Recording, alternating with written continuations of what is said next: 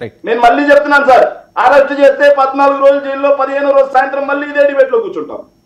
Okay, తగ్గేదే లేదని మళ్ళీ చెప్తా ఉన్నాం సార్. ఓకే. అరుణ గారు.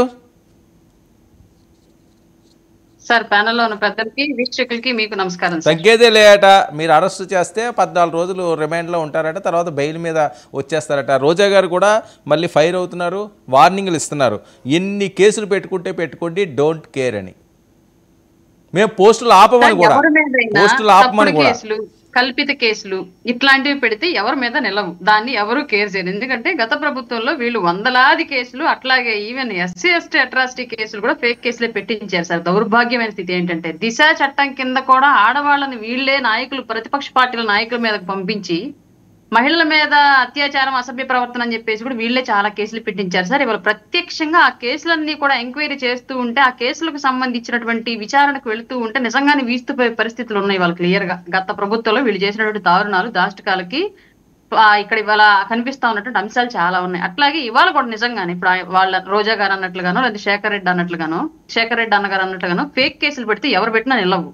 ఇవాళ కాకపోతే రేపు, రేపు కాకపోతే ఎల్లుండి, కింది జిల్లా కోర్టు కాకపోతే హైకోర్టు, హైకోర్టు కాకపోతే సుప్రీంకోర్టు, ఖచ్చితంగా అవి కొట్టేయబడే నిర్దోషులుగా బయటకు వచ్చాయి. కానీ ఇక్కడ ఏం జరుగుతుందంటే సార్, కేసులు పెట్టుకోండి అని చెప్పేసి వితండ పోకడతోటి క్రైమ్ ని యథావిధిగా అలాగే చేస్తూ ఉంటే గనక ఇవాళ మిమ్మల్ని క్రైమ్ లోకి దించిన వాడు ఎవడు రేపొద్దున మీతో పాటు శిక్ష అనుభవించడు సార్. క్రైమ్ ఎవరైతే చేస్తామో, ప్రోద్బలం ఎవరిదైనప్పటికీ కూడా అందులో ఎవరైతే ప్రత్యక్షంగా ఆ క్రైమ్ లో దిగుతాం వాళ్ళమే శిక్ష అనుభవించాలి.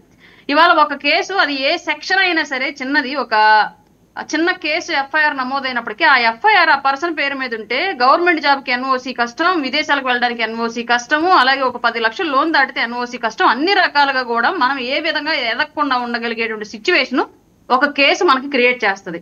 కాబట్టి మీరు ప్రభుత్వాన్ని విమర్శించండి, తప్పులేదు దానిలో, దాన్ని ఎవరం కాదనం. ఏ ప్రభుత్వాన్నైనా తప్పు జరుగుతుంటే విమర్శించే స్వేచ్ఛ మనకు రాజ్యాంగం కల్పించింది ప్రతి పౌరుడికి. అందులో భాగంగా మీకు ఇచ్చినటువంటి హక్కును మీరు వినియోగించుకోవచ్చు. దాన్ని అడ్డు పెట్టుకొని విపరీతమైనటువంటి వల్గర్ భాష మాట్లాడతాం, మార్ఫింగ్లు వేస్తాము, పోస్టులు ఎక్కడ గూగుల్లో తీసుకొచ్చి ఇక్కడ పెట్టేసి ఎవరి మొహాలకో, ఎవరి బట్టలో తీసుకెళ్ళి ఎవరి మొహాలకో ఇష్టారీతిగా మాట్లాడతామంటే దాన్ని ఎవరు సహించడానికి ఈరోజు సిద్ధంగా లేరు. గతంలో మీరు ఏది ఇచ్చారో ఇప్పుడు అదే తిరిగి వస్తుంది. ఈ విషయం మాత్రం గమనించుకోండి. రెండోది ఏంటంటే, మీరు పెట్టినట్టుగా మేము ఫేక్ కేసులు పెట్టక్కర్లా, తప్పుడు కేసులు కూడా బనాయించక్కర్లా. యథావిధిగా మీరు ఏది చేశారో దానికి ఈ చట్ట ప్రకారం శిక్ష మొదలు పెడితే మీ శిక్ష పూర్తవడానికి 5 ఏళ్ళు 10 ఏళ్ళు చాలదు. అట్లాంటి పరిస్థితుల్ని మీరు గతంలో మాకందరికి క్రియేట్ చేసి ఉన్నారు. దానికి బాధితులుగా ఉన్న వాళ్ళందరూ ఇవాళ చర్యలు తీసుకోవడం స్టార్ట్ చేస్తే సగం పోలీసు వ్యవస్థ, సగం న్యాయ వ్యవస్థ వీళ్ళు చేసినటువంటి మార్పింగ్లు, దౌర్భాగ్యాల మీద పనిచేసినా సరే 5 ఏళ్ళు సరిపోయినటువంటి పరిస్థితి, అంత దారుణమైన పరిస్థితి ఆంధ్ర రాష్ట్రంలో ఉంది.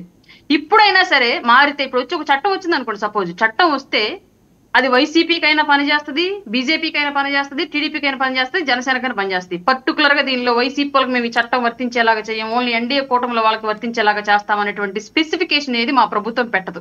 ఒక తప్పు జరిగితే దాంట్లో ప్రతి ఒక్కళ్ళు బాధితులే. ఒక తప్పు జరిగితే దాని తప్పు చేసిన వాడు ఏ పార్టీ అయినా, ఏ కులం అయినా, ఏ జెండర్ అయినా, ఇక్కడ మళ్ళీ ఫిమేల్ అని సపరేట్ గా మాట్లాడుతున్నారు, మహిళలను తీసుకెళ్లి కొడతారా మీరు, మహిళలను అరెస్ట్ చేస్తారా మీరు అని చెప్పేసి. తప్పు ఎవరు చేసినా తప్పే, ఏ కులం వాడు చేసినా తప్పే. దాని ప్రకారం చట్ట ప్రకారం చర్యలు అయితే 100% తీసుకోబడతాయి. మీరు ప్రభుత్వాన్ని విమర్శించిన పోస్టులకు సంబంధించి పెట్టిన ఏ కేసులైనా సరే ప్రభుత్వ విమర్శన ఎవరు కేసు